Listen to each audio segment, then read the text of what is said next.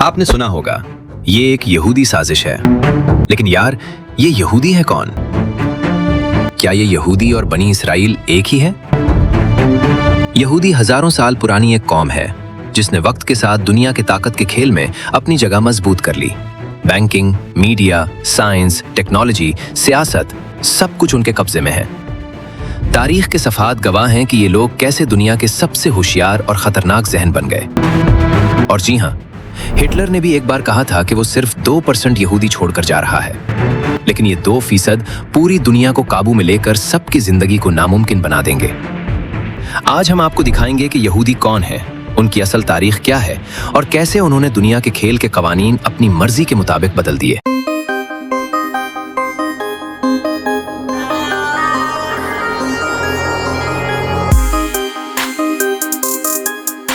यहूदियत भी दरअसल एक इब्राहीमी मजहब है, यानी उसकी बुनियाद भी वहीं से शुरू होती है जहां से इस्लाम और ईसाईयत की जड़ें निकलती हैं, और वो शख्सियत हैं हजरत इब्राहीम अलैहिस्सलाम। तकरीबन 4000 साल पहले यानी 2000 कब्ल मसीह के आसपास रिवायत के मुताबिक अल्लाह ताला ने हजरत इब्राहीम अलैहिस्सलाम से वादा किया कि तुम्हारी नस्ल को मैं एक अजीम कौम बनाऊंगा, एक ऐसी कौम जो तारीख में अपनी शनाख्त छोड़ेगी। लेकिन इस वादे के साथ एक इम्तिहान भी था। हजरत इब्राहीम को हुक्म मिला कि वो अपनी सरजमीन छोड़कर एक नए सफर पर निकलें, और वो इलाका जिसे आज हम इराक कहते हैं, वहां से हिजरत करके कनान की तरफ रवाना हो जाएं। इसी सफर और इसी वादे से एक पूरी कौम की कहानी शुरू होती है। हजरत इब्राहीम अलैहिस्सलाम के बेटे थे हजरत इसहाक अलैहिस्सलाम, और हजरत इसहाक के बेटे थे हजरत याकूब अलैहिस्सलाम, जिन्हें बाद में इसराइल के नाम से भी जाना गया। यही वजह है कि याकूब अलैहिस्सलाम की औलाद को बनी इसराइल कहा जाता है, यानी इसराइल की औलाद। हजरत याकूब अलैहिस्सलाम के 12 बेटे थे, और इन्हीं 12 बेटों से 12 कबाइल वजूद में आए, जिन्हें बाद में जूज या 12 ट्राइब्स ऑफ इजराइल कहा गया। और इन्हीं में से एक बेटे थे हजरत यूसुफ अलैहिस्सलाम।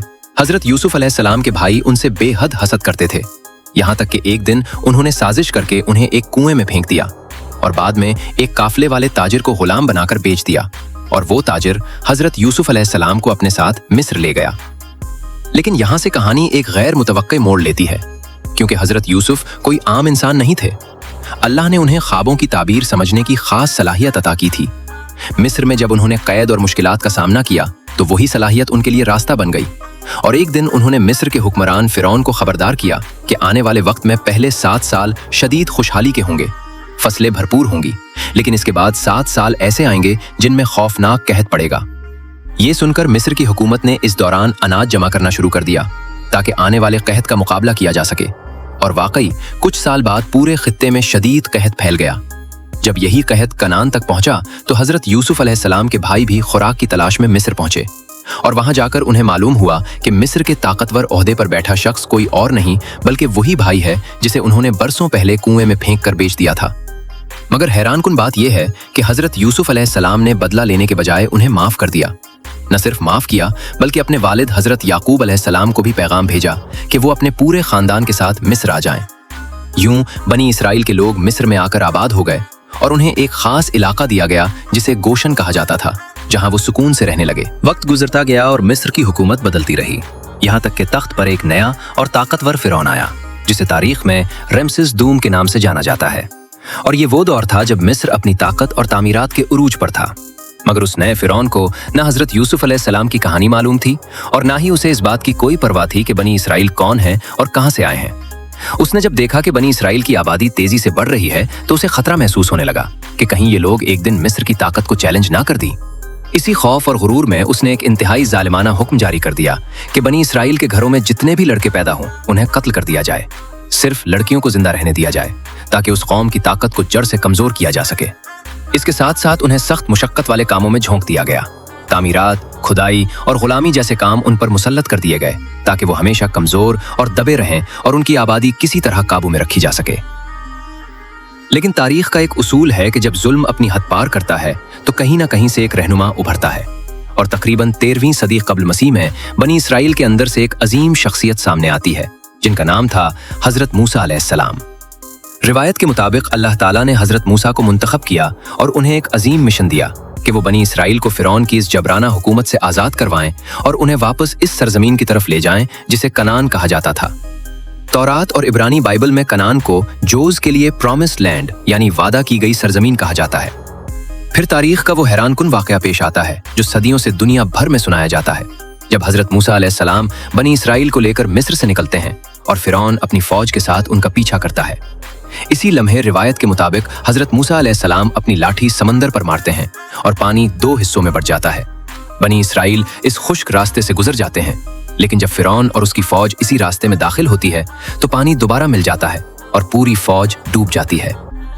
इसी तारीखी वाक़े को एक्सोडस यानी अजीम खुरूज कहा जाता है, जो यहूदी तारीख का सबसे अहम मोड़ समझा जाता है। मिस्र से निकलने के बाद बनी इसराइल का सफर खत्म नहीं होता, बल्कि एक तवील आजमाइश शुरू होती है। इसी सफर के दौरान हजरत मूसा अलैहिस्सलाम माउंट सीनाई पर जाते हैं, जिसे जबले तौर भी कहा जाता है, और वहां उन्हें वो 10 अहकामात मिलते हैं जो बाद में यहूदी मजहब के बुनियादी कवानीन बन जाते हैं। यही 10 कमांडमेंट्स बाद में ईसाइयत और इस्लामी रिवायत में भी अहम हैसियत रखते हैं। इसके बाद बनी इसराइल तकरीबन 40 साल तक सहरा में भटकते और रहते हैं। ये एक ऐसा दौर था जिसमें उनकी कौम की तरबियत और आजमाइश दोनों होती हैं। इसी अरसे के दौरान हजरत मूसा अलैहिस्सलाम दुनिया से रुखसत हो जाते हैं, मगर उनका मिशन खत्म नहीं होता, क्योंकि उनके जानशीन हजरत यूशा बिन नून इस कौम की क़यादत संभालते हैं और आखिरकार उन्हें कनान की सरजमीन तक ले आते हैं। कनान पहुंचने के बाद बनी इसराइल की एक बाकायदा रियासत की बुनियाद पड़ती है और वक्त के साथ वो अपना पहला अजीम बादशाह मुंतखब करते हैं, जिसे तारीख किंग डेविड यानी हजरत दाऊद अलैहिस्सलाम के नाम से जानती है। हजरत दाऊद अलैहिस्सलाम ने न सिर्फ इस रियासत को मजबूत किया, बल्कि यरूशलेम को अपनी सल्तनत का दारुल हुकूमत भी बनाया, और यूं ये शहर बनी इसराइल की सियासी और मजहबी मरकजियत बन गया। उनके बाद जब उनके बेटे हजरत सुलेमान अलैहिस्सलाम इख्तिदार में आए तो उनके दौर को बनी इसराइल की तारीख का सुनहरी जमाना कहा जाता है, और तकरीबन 960 कब्ल मसीह में हजरत सुलेमान अलैहिस्सलाम ने यरूशलेम में एक अजीम इबादतगाह तामीर करवाई, जिसे पहला हैकल या फर्स्ट टेम्पल कहा जाता है। यही वो मकाम था जो बाद में सदियों तक यहूदी मजहबी जिंदगी का सबसे मुकद्दस मरकज बना रहा। अब जब हजरत सुलेमान अलैहिस्सलाम के दौर में वो अजीम हैकल तामीर हो गया तो यहूदियों की इबादत का असल मरकज वही बन गया, यानी जोज के लिए सबसे मुकद्दस जगह यही हैकल थी, जहां से उनकी मजहबी जिंदगी चलती थी। लेकिन तारीख हमेशा एक जैसी नहीं रहती, और जब हजरत सुलेमान अलैहिस्सलाम इस दुनिया से रुखसत हुए तो उनके बाद वो मजबूत सल्तनत ज्यादा देर एक नहीं रह सकी। कुछ ही अरसे बाद इस बादशाहत के 2 हिस्से हो गए, एक शुमाली सल्तनत जिसे इसराइल कहा गया और दूसरी जुनूबी सल्तनत जिसे यहूदा कहा जाता था। आगे बढ़ने से पहले आप ये वीडियो कहां से देख रहे हैं अपने भाई को कमेंट बॉक्स में लाजमी बताएं, और हाँ, अगर अभी तक चैनल को सब्सक्राइब और वीडियो को लाइक नहीं किया तो अभी से कर लें। जब एक ताकतवर रियासत 2 टुकड़ों में बंट जाए तो उसकी ताकत भी कम हो जाती है और कमजोर रियासतें अक्सर बड़ी सल्तनतों का आसान शिकार बन जाती हैं। बिल्कुल ऐसा ही यहाँ भी हुआ। 586 क़िब्ल मसीह में एक बड़ी ताकत उभरी जिसे बाबिल की सल्तनत कहा जाता था, और इस सल्तनत ने आकर जुनूबी सल्तनत यहूदा को फतह कर लिया। फतह के बाद उन्होंने सबसे पहला और सबसे बड़ा कदम ये उठाया कि यरूशलेम में मौजूद वो अजीम हैकल जिसे हजरत सुलेमान अलैहिस्सलाम ने बनवाया था, उसे मुकम्मल तौर पर तबाह कर दिया। और सिर्फ यही नहीं, बल्कि वहां रहने वाले बेशुमार यहूदियों को जबरदस्ती जलावतन करके बाबिल ले जाया गया। ये वाकया यहूदी तारीख के लिए बहुत बड़ा सदमा था, क्योंकि उनका सबसे मुकद्दस मरकज ही खत्म हो चुका था। वो जगह जहां से उनकी इबादत और मजहबी शनाख्त जुड़ी हुई थी अब बाकी नहीं रही थी। इसी बुहरान के बाद यहूदियों ने अपनी इबादत का तरीका कुछ बदलना शुरू किया, क्योंकि अब एक मरकजी हैकल मौजूद नहीं था तो उन्होंने मुख्तलिफ इलाकों में छोटे छोटे इबादत खाने बनाना शुरू किए, जिन्हें सिनीगाग कहा जाता है। इन सिनीगागों में लोग इकट्ठे होते, तौरात पढ़ते, इज्तिमाई इबादत करते और अपनी मजहबी रिवायात को जिंदा रखते। कुछ वैसा ही जैसे मुख्तलिफ शहरों में मुसलमानों की मसाजिद होती हैं, जहां लोग जमा होकर इबादत करते हैं। लेकिन दुनिया की ताकत हमेशा एक हाथ से दूसरे हाथ में जाती रहती है। कोई सल्तनत हमेशा के लिए नहीं रहती। बाबिल की सल्तनत भी ज्यादा अरसा कायम न रह सकी, और बिलाखिर उसका खातिमा उस वक्त हुआ जब फारिस यानी पर्शिया का एक ताकतवर बादशाह साइरस आजम मैदान में आया। 538 कब्ल मसीह में जब उसने बाबिल को फतह किया तो उसने एक हैरानकुन फैसला किया। उसने जलावतन किए गए यहूदियों को इजाजत दे दी कि वो वापस यरूशलेम जाएं और अपनी इबादतगाह को दोबारा तामीर करें। यूं कई साल बाद यहूदी वापस अपनी सरजमीन की तरफ लौटे और 516 कब्ल मसीह में दूसरे हैकल यानी सेकंड टेम्पल की तामीर मुकम्मल हुई। इसके बाद कुछ अरसा अमन से गुजरा, लेकिन तारीख ने यहां भी सुकून ज्यादा देर नहीं रहने दिया, क्योंकि 332 कब्ल मसीह में दुनिया के अजीम फातिह सिकंदर आजम की फौजें इस इलाके में दाखिल हो गईं। सिकंदर आजम जहां भी जाता था वहां यूनानी सकाफत और यूनानी अंदाज़े जिंदगी को फैलाने की कोशिश करता था, जिसे हेलेनिज्म कहा जाता है। और इसी पॉलिसी के तहत उसने यहाँ भी यूनानी सकाफत और मजहब को फरोग देने की कोशिश की। इसके नतीजे में यहूदियों और यूनानी हुक्मरानों के दरमियान शदीद कशीदगी पैदा होने लगी और आखिरकार एक बड़ी बगावत फूट पड़ी जिसे मकाबी बगावत कहा जाता है। इस बगावत में यहूदियों ने जबरदस्त मुजाहिमत की और आखिरकार वो कामयाब हो गए। यरूशलेम पर दोबारा उनका कंट्रोल कायम हो गया और उन्होंने अपनी मजहबी आज़ादी वापस हासिल कर ली। लेकिन चंद दहाइयां बाद एक और आलमी ताकत मंजर पर आ गई और 63 कब्ल मसीह में रोमन सल्तनत ने इस इलाके पर कब्जा कर लिया। शुरू में रूमी हुक्मरानों ने ज्यादा मुदाखलत नहीं की, लेकिन जैसे जैसे वक्त गुजरा कशीदगी बढ़ती गई और जब पहली यहूदी रूमी जंग हुई तो रोमियों ने सख्त रद्द-ए-अमल दिया। उन्होंने ना सिर्फ दूसरा हैकल भी तबाह कर दिया बल्कि यरूशलेम में यहूदियों के रहने पर भी पाबंदी लगा दी। इसके बाद एक ऐसा दौर शुरू हुआ जिसने पूरी यहूदी कौम को दुनिया भर में फैला दिया। हजारों यहूदी अपनी सरजमीन छोड़ने पर मजबूर हो गए और मुख्तलिफ इलाकों में जा बसे। कुछ बाबुल चले गए, कुछ यूरोप के मुख्तलिफ हिस्सों में पहुंचे, कुछ शुमाली अफ्रीका में आबाद हुए और कुछ फारिस के इलाकों में जाकर रहने लगे। तारीख में इस बड़े बिखराव को यहूदी डायस्पोरा कहा जाता है, यानी एक ऐसी हालत जब एक पूरी कौम अपनी असल सरजमीन से निकलकर दुनिया के मुख्तलिफ ममालिक में अकलियत बनकर जिंदगी गुजारने लगती है। अब मंजर ये है कि सदियों के बिखराव के बाद यहूदी यूरोप के मुख्तलिफ शहरों और रियासतों में आबाद हो चुके थे, मगर मसला ये था कि चाहे वो जितना भी घुल मिल जाएं, यूरोप के कई हिस्सों में यहूदियों के खिलाफ नफरत यानी एंटी सेमिटिज्म का जज्बा खत्म नहीं हो रहा था। यहूदियों को अक्सर साजिशों का जिम्मेदार ठहराया जाता, मुआशी मसाइल का कसूरवार बनाया जाता और कई जगहों पर उनके खिलाफ तशद्दुद भी होता था। इसी माहौल में 19वीं सदी के आखिर में एक अहम शख्सियत सामने आती है जिसका नाम था थियोडोर हर्जल, जो ऑस्ट्रो हंगेरियन सल्तनत से ताल्लुक रखने वाला एक सहाफ़ी था। हर्जल ने यूरोप में यहूदियों के साथ होने वाले सलूक को देखकर एक बिल्कुल नई सोच पेश की। इसका ख्याल था कि जब तक यहूदी दुनिया भर में मुख्तलिफ मुल्कों में अकलियत बनकर रहेंगे तब तक उनके खिलाफ नफरत खत्म नहीं होगी, इसलिए बेहतर यही है कि उनकी अपनी एक अलग रियासत होनी चाहिए जहां वो खुद मुख्तार होकर रह सकें। इसी सोच को बाद में सहूनियत कहा गया और हर्जल ने तजवीज़ दी कि इस मुमकिना यहूदी रियासत का मकाम तारीखी तौर पर वही सरजमीन होनी चाहिए जिसे कदीम ज़माने में बनी इसराइल की सरजमीन समझा जाता था, यानी फ़लस्तीन। इब्तिदा में यह ख्याल सिर्फ एक नजरिया था, मगर वक्त के साथ साथ इसके हामी बढ़ने लगे। फिर 20वीं सदी का सबसे हौलनाक वाक़या पेश आया जिसने पूरी दुनिया को हिला कर रख दिया। दूसरी जंग अजीम के दौरान नाजी जर्मनी में एडोल्फ हिटलर की हुकूमत ने यहूदियों के खिलाफ एक मुनज़्ज़म नस्लकुशी शुरू की जिसे हॉलोकॉस्ट कहा जाता है। इस कत्लेआम में तकरीबन 60 लाख यहूदी मारे गए, लाखों को कैंपों में कैद किया गया और बेशुमार खानदान तबाह हो गए। इस सानहे के बाद आलमी सतह पर यह एहसास बढ़ने लगा कि वाकई यहूदियों को एक महफूज वतन की जरूरत है, और यही वो लम्हा था जब सहूनियत को बैनुल अक़वामी सतह पर ज्यादा हमदर्दी और हिमायत मिलने लगी। लेकिन इस पूरी कहानी को समझने के लिए हमें थोड़ा सा पीछे जाना पड़ता है, पहली जंग अजीम के दौर में, क्योंकि यहाँ बरतानवी सियासत की एक दिलचस्प और पेचीदा चाल सामने आती है। 1915 से 1916 के दरमियान बरतानिया ने अरब रहनुमाओं के साथ खुफिया खतूत का तबादला किया जिसे मुकम्माहन हुसैन मुरासिलत कहा जाता है। इन खतूत में बरतानवी हुक्काम ने अरबों से वादा किया कि अगर वो पहली जंग अजीम में सल्तनत उस्मानिया के खिलाफ बरतानिया का साथ दें तो जंग के बाद उन्हें बड़ी बड़ी जमीनें और आज़ादी दी जाएगी। इन वादों में इशारा फलस्तीन और इर्द गिर्द के इलाकों की तरफ भी था, मगर असल बात ये थी कि ये वादे काफी मुबहम थे, यानी साफ साफ ये नहीं बताया गया कि कौन सी जमीन किसको मिलेगी, कब मिलेगी और किस हद तक मिलेगी। लेकिन उस वक्त अरब क़यादत को यही उम्मीद दिलाई गई कि जंग के बाद एक बड़ी अरब रियासत कायम हो सकती है जिसमें फ़लस्तीन जैसे इलाके भी शामिल होंगे। यूं एक ही वक्त में मुख्तलिफ लोगों को मुख्तलिफ उम्मीदें दी जा रही थीं, और यही वो जगह है जहां से आगे चलकर मशरिक़ वुस्ता की सियासत मजीद पेचीदा होती चली गई।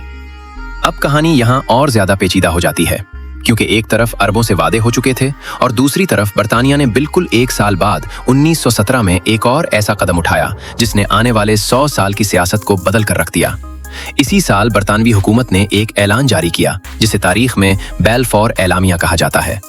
इस एलामिया में बरतानिया ने खुलकर ये कहा कि वो फ़लस्तीन की सरजमीन पर यहूदियों के लिए एक कौमी वतन के क़याम की हिमायत करता है। यानी सादा लफ्जों में यहूदियों को भी ये पैगाम दिया गया कि हाँ, आपके लिए एक अलग रियासत बननी चाहिए और वो रियासत फ़लस्तीन में ही कायम होनी चाहिए। अब यहाँ एक बड़ी बात नोट करने वाली है, और वो ये कि इस सारे फैसले में वहाँ पहले से रहने वाले अरबों से कोई मशवरा नहीं लिया गया। उस वक्त फ़लस्तीन की आबादी में अक्सरियत अरब मुसलमानों और ईसाइयों की थी जो सदियों से वहाँ रह रहे थे, लेकिन उनकी राय को इस पूरे मंसूबे में तकरीबन नजरअंदाज कर दिया गया। फिर वक्त गुजरता गया, पहली जंग अजीम खत्म हुई, सल्तनत उस्मानिया टूट गई और फ़लस्तीन बरतानवी कंट्रोल में आ गया। अगली चंद दहाइयों में यूरोप से बड़ी तादाद में यहूदी हिजरत करके फ़लस्तीन आने लगे, खास तौर पर 1930 और 1940 की दहाइयों में जब यूरोप में यहूदियों के हालात खराब हो रहे थे। इसके नतीजे में वहां की आबादी और सियासत दोनों तेजी से बदलने लगे। आखिरकार 1947 का साल आ पहुंचा जब बरतानिया ने इस मसले को अक़वाम मुत्तहिदा के सामने रख दिया और कहा कि अब आप लोग ही कोई हल निकालें। अक़वाम मुत्तहिदा ने एक मंसूबा पेश किया जिसे पार्टीशन प्लान कहा जाता है। इस मंसूबे के मुताबिक फ़लस्तीन की सरजमीन को 2 हिस्सों में तकसीम करने की तजवीज़ दी गई। नक्शे के मुताबिक तकरीबन 55% ज़मीन यहूदी रियासत को दी जानी थी और 45% अरब रियासत को। अब मसला ये था कि इस वक्त ज़मीन की अक्सरियत पर अरब आबाद थे, इसलिए फ़लस्तीनी अरबों को यह फैसला बिल्कुल कबूल नहीं था। उनका मौक़िफ़ ये था कि एक तो ये ज़मीन सदियों से हमारी है और अब इसमें से भी हमें कम हिस्सा दिया जा रहा है, जबकि नई आने वाली आबादी को ज़्यादा हिस्सा मिल रहा है। नतीजा ये निकला कि इस मंसूबे के ऐलान के फौरन बाद ही शदीद झड़पें शुरू हो गईं और हालात तेज़ी से जंग की तरफ बढ़ गए। फिर 1948 में जब इसराइल के क़याम का ऐलान हुआ तो पूरा खित्ता जंग की लपेट में आ गया। अरब ममालिक और नई इसराइली रियासत के दरमियान लड़ाइयाँ हुईं, हज़ारों लोग मारे गए और लाखों फ़लस्तीनी बेघर हो गए। इसके बाद भी ये तनाज़ा कभी वाकई ख़त्म नहीं हुआ। 1947 के इस नक्शे को बने आज तकरीबन 70 साल से ज़्यादा हो चुके हैं, मगर मसला आज भी हल नहीं हो सका। इस दौरान कई बड़ी जंगें हुईं, बेशुमार जानें गईं, सरहदें बदलती रहीं और तनाज़ा आज तक दुनिया की सबसे पेचीदा सियासी और इंसानी कहानियों में से एक बना हुआ है।